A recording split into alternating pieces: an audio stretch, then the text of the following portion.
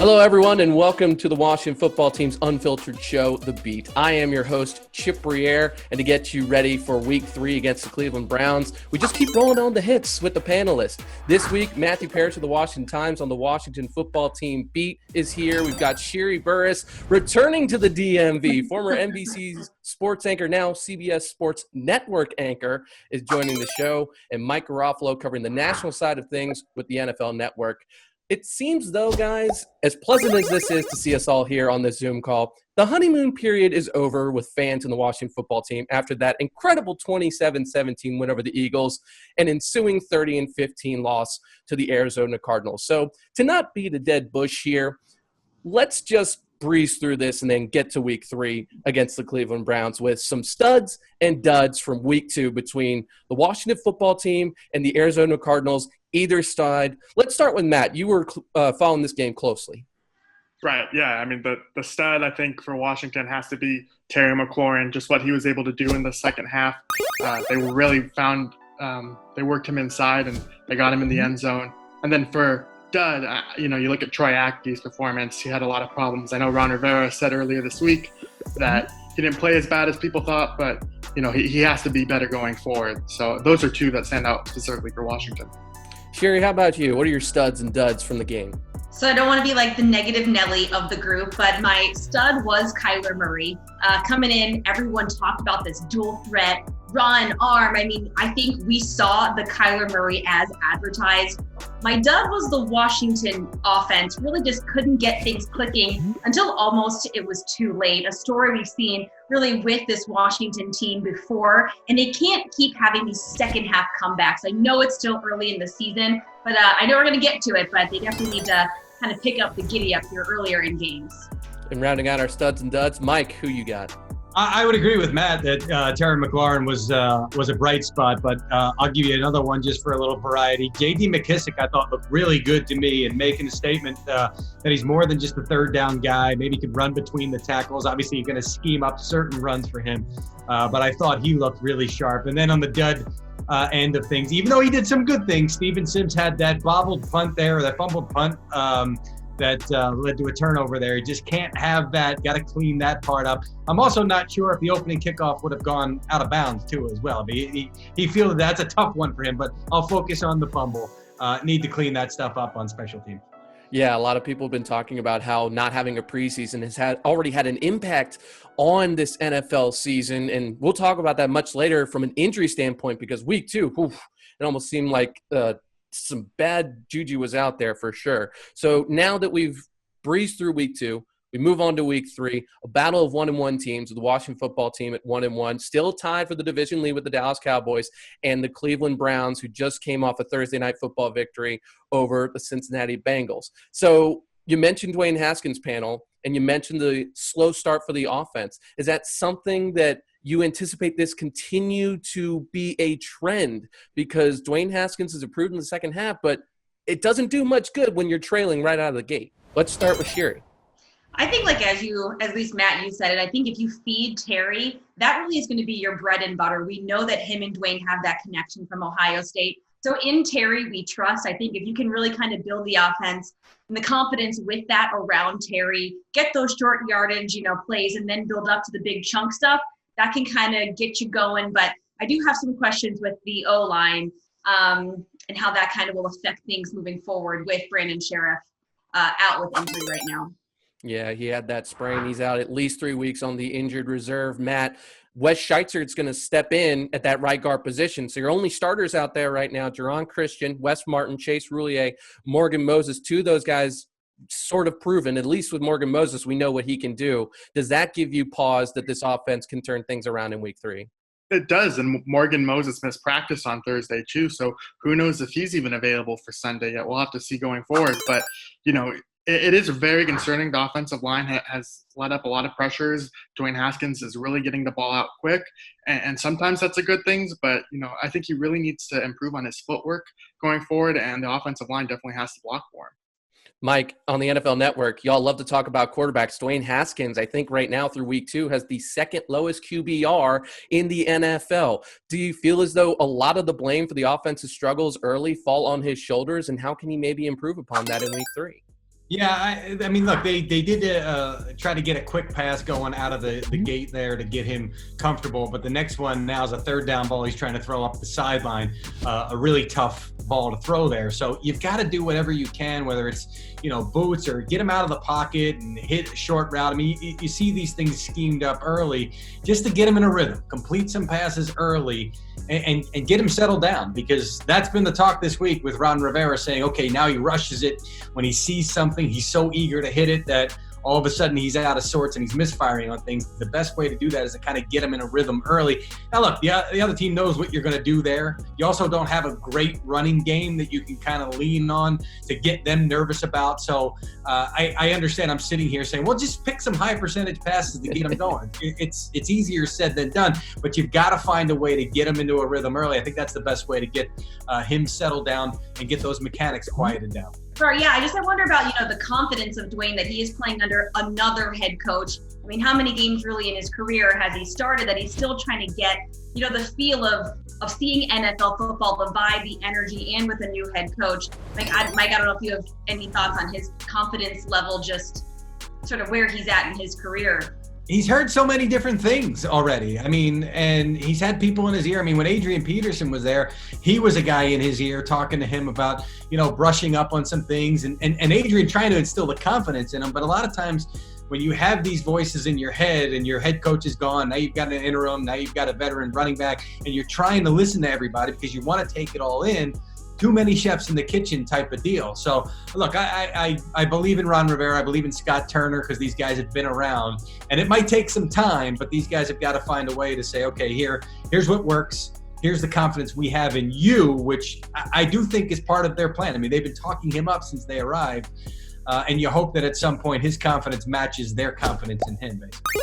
One aspect of the offense that could help Dwayne Haskins make that progression that Sherree, Mike, you were alluding to, is the run game. They got 115 yards rushing against the Cardinals, 80 against the Eagles. That's not going to get it done in today's NFL, even if it's a pass-happy league. Matt, J.D. Mckissick looked good. Week before it was Peyton Barber. Antonio Gibson started to show the flashes of what we saw in training camp. Is that a place that maybe can take that next step? Where do you think that production comes from to push it past 150 yards rushing? That's the target, I think, in Scott Turner's offense. Yeah, I do, because you look at Antonio Gibson, he had a really strong week too. We saw the flashes. This is a guy coming from a college who played wide receiver, but he really has those legs kind of built for a running back, and we've seen those strong, sturdy runs. And then, yes, in short yard situations, Peyton Barber proved to be really crucial in week 1, even though the yardage wasn't great. And then, as Mike was saying earlier, McKissick's kind of change of pace running style really works well for Washington. We move over to the Cleveland Browns side of things. Fresh off that win over the Bengals, Baker Mayfield looked great. He had a near-perfect passer rating. He had that beautiful play-action throw to Odell Beckham Jr., deep, 50-plus yards. He seemed like he regained a bit of his swagger, but he's going up against a tough defense in the front seven for the Washington football team. Mike, do you think Baker Mayfield's going to see ghosts out there with Chase Young, Ryan Kerrigan barreling down his face? Oh, you hope so. I think that the Cleveland's offensive line might be a little bit underrated early on here. Wyatt Teller is a guy who has gotten a lot of love from Pro Football Focus, the highest rated guard right now in the NFL, according to PFF. So that's huge. They're also getting Jack Conklin back. At least that's the belief right now, the big tackle that they went out and got this offseason. So this could be an interesting matchup. One thing that the defense has struggled with, the running attack. When you look at the Browns, Nick Chubb, Kareem Hunt, there might not be a more powerful duo right now in the AFC. Sherree, what do the Washington football team need to do to slow those guys down? It's going to sound so silly, but they just need to bear down, stop the run. I actually covered Nick Chubb when he was at Georgia. I saw him get hurt with that knee injury, kind of followed his career since. And what has impressed me the most about what Chubb has done since entering the NFL in these first couple games is his yards after contact. So being sure to wrap up these dudes because they, just a little jersey tug like we saw in week 1, right? The jersey's just stretching. That's not going to fly trying to bring down guys like Nick Chubb and Kareem Hunt.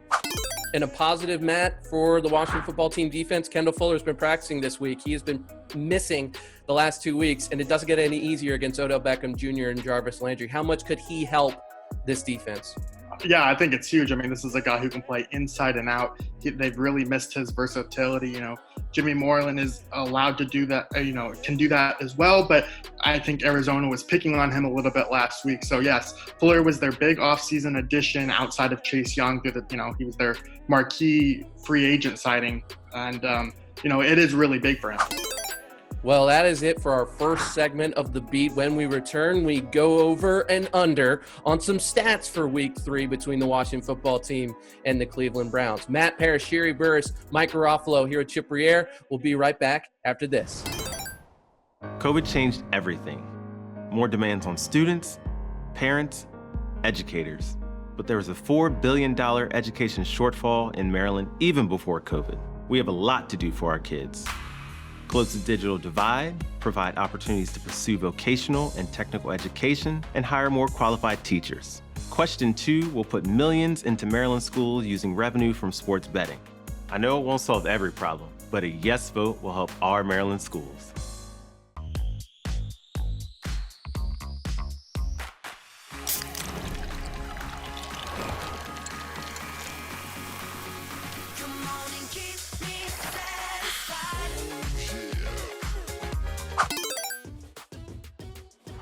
Back here on The Beat with Matthew Parrish, Sherree, Burruss, Mike Garafolo. We've done a little bit of insight and breaking down of what we expect to see in Week 3 between the Washington football team and the Cleveland Browns. New segment debut, over-under. Yeah, you've seen it all over the place, but you haven't seen in this format with 4 different people. Maybe you have. Let's just have some fun with it. Starting off with Dwayne Haskins. We've harped on him a little bit. He's struggling these first 2 weeks, getting a handle of Scott Turner's offense, trying to lead the team. Does he get over-under 200 passing yards? Let's start with Mike. Oh, he's over. I think he's over 200 yards. I mean, this is not a Browns defense that's really scaring me from a pass defense standpoint. So give it a thumbs up, over 200. Sherree, how about you? Over, under, and why? Yeah, I'm also taking over 200. Like we said, at the run game with that O-line kind of banged up, not sure they can rely on that. So watch out for that Dwayne Haskins arm on Sunday. Matt, how about you?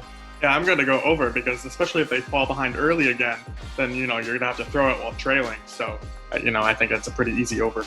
All your prop bettors, that's a lock right there. That is a beat lock. We move on to the Cleveland rushing attack that we alluded to before the break. Nick Chubb, Kareem Hunt. You've got power and then you've got speed. And right now the line is 175.5 rushing yards. They're averaging 176 through 2 games. Matt, over under for the Cleveland's rushing attack on that number.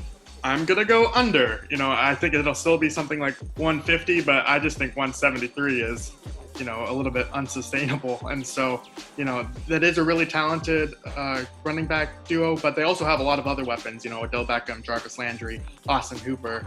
Cleveland is a team that can do a variety of things. So even if Cleveland gets yardage, maybe the rushing yards won't be tough. Yeah, I'm going to take the under on this one. I think that defense is just going to want to show that last week's game wasn't really who they are. So that defensive line for Washington is really just going to have themselves an afternoon. Mike, it's the second straight week that Washington's faced a mobile quarterback. Baker does like to stay back and throw a little bit more so than maybe Kyler Murray does, but do you think that adds into the 175.5 rushing yards over under for you? Yeah, these guys will run more at you. I mean, look, you had a week 1 where the Eagles didn't have their starting running back. Week 2 where you're really more focused on an aerial attack. This is their biggest challenge right here. So I'll go over. I see the Browns go over. Was it 173? Yeah, 175.5 is the over-under number right now. I'm feeling about 179. So there you go. We'll go over. Hey, it's all about the marches, baby. We like variety. Mike, way to stand your ground. We move on. The Washington football team leads the NFL in sacks with 11. Chase Young has a pair of them. He has been everything we thought he would be in the best kind of way. The number right now, 3.5. Over-under. Sherree. I think I'm going to take the under. I mean, Baker's kind of a quick and elusive kind of quarterback. So I know Kerrigan, Ioannidis, like these guys can get to the QB, but I think they're going to struggle when it comes to Sunday afternoon. Mike, over under 3.5 sacks for the Washington football team front 7. Couple extra days to prepare for this, to get healthy for the Browns. Like I said, Jack Conklin and Wyatt Teller are there, 2 of the guys that are really providing good protection. I will go under 3.5. I'll say 2 for Washington. All right, Matt, you're the last one. Over, under. I'll go over. Baker Mayfield is a quarterback who's held the ball pretty long before, and they run a lot of those play action type plays. So, he'll be holding the ball an extended period. So, I like 4 sacks. 4 sacks. A lot of variety here as well. The deciding vote from Matt. All right, we take it on to forced turnovers by the Washington football team defense. So you're noticing a trend. That's one of the good things going for them so far through 2 games. They have 3 straight contests forcing a turnover. And I'd say week 1 was probably their best performance with Jimmy Morrill and Fabian Moreau pulling down interceptions. The number, 1.5 forced turnovers. Mike, over, under. I'll go under. I just feel like if I'm predicting a high rushing attack from Cleveland, then you got to figure that they don't put themselves in a position to turn the ball over much. So I'll stick with 1 turnover for Washington. All right, Matt, over, under? Yeah, I'll go under. Baker Mayfield has thrown a lot of interceptions throughout his career, but, with Kevin Stefanski, they run the ball a lot, and, I think they've really stressed, hey, don't turn the ball over. Mayfield did have an interception last week. Sherree, does that change your mind about going over, under 1.5? I don't think so. I think I'm going to stick with the under here also. I think maybe 1, but to push 2, I'm not feeling it. Tress Way is one of the best punters in the NFL. I saved this fun over-under just for us. Over-under, Tress Way punts the ball more than 50 yards on Sunday. Let's start with Matt. Oh, yeah, over. Inside the 5. He's going to, probably like 65 or 70. Sherree, how about you? Yeah, all reliable, man. Totally. I will take the over in that one for sure for Tress. Mike, I think I know where you're going on this one. Over-under. Are we talking total punt yardage or just in one? Just in one single punt. How far is he going to get it on one boot? 53. Over. 53, taking the over. The old reliable, as Sherree said, I love it. Maybe Tress Way will listen to this and give you I didn't know that was coming, so I didn't check wind conditions or anything like that. Yeah, I don't know the weather.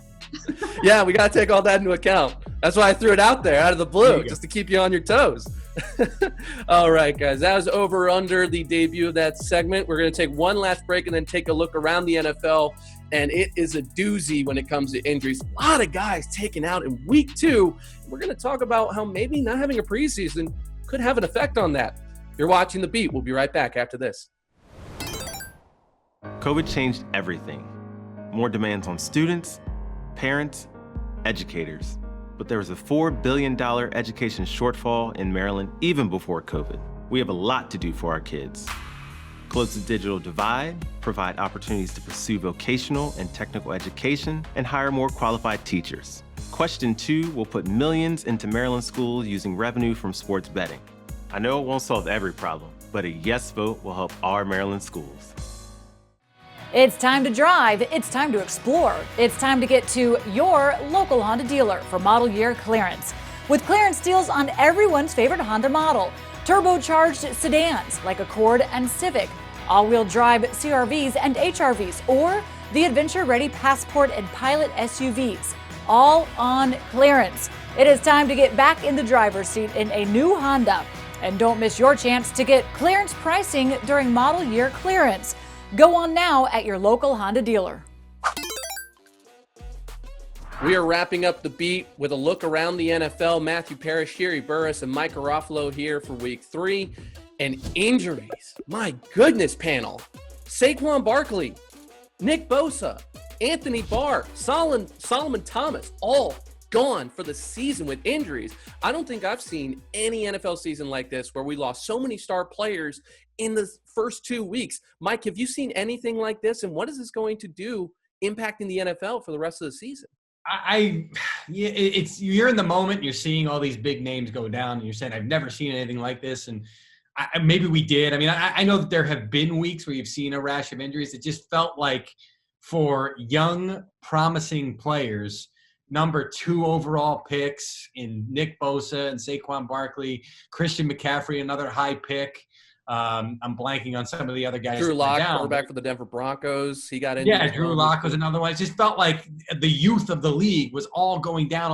Jalen Reagor for the Eagles, who actually came back in the game. Then we find out that he has a ligament tear in his hand. It just felt like We've never seen it before. And off the top of my head, I couldn't remember a day like that while it was happening. Matt, which of those big injuries that you saw from week 2 do you think will have the biggest impact for their teams long-term through 2020? I think it has to be Nick Bosa, just because you look at the impact he was able to create last year for the 49ers. They really used his pass rush to kind of go to the Super Bowl. And then, you lose Solomon Thomas as well, and Jimmy Garoppolo's banged up. They had so many injuries that, we always talk about whether the runner-up at the Super Bowl can get back there or will have a struggling season. And it definitely looks like maybe this is going to be a down year for them.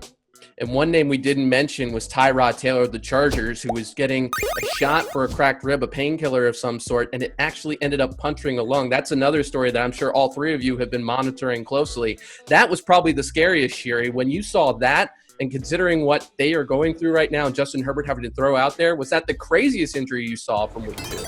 It definitely caught me the most by surprise. I think I saw those tweets coming in, and there's just that emoji of like, you're just thinking, how did this happen? There are so many questions leading up to a moment like that. But I will say, I think Justin Herbert really had a great response. So it is awful for Tyrod Taylor. Absolutely. There's a lot of questions that need to be answered. But if you're a Chargers fan, I think there needs to be some sort of like, okay, let's not panic.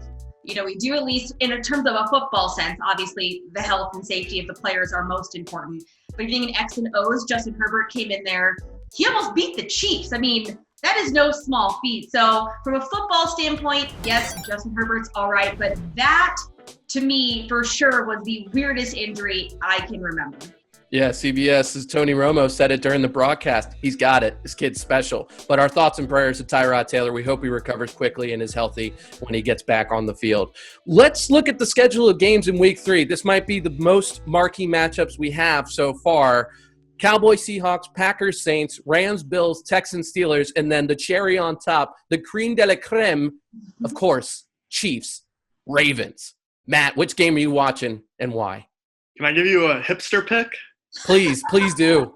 I'm really interested in the Patriots and the Raiders. I was really impressed with the way Las Vegas looked on Monday night. I want to see what they're able to do against the Bill Belichick defense, and I just have loved what Cam Newton has given, New England. But also, I'm going to be watching Ravens Chiefs for sure. I'm not an idiot. Sherree, how about you? Which game are you watching?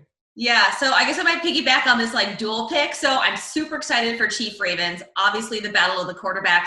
I don't know if you can see kind of behind me our sports stuff. I was raised a Packer fan, so naturally I'm interested to see how they do against the Saints that everyone kind of counted Aaron Rodgers out.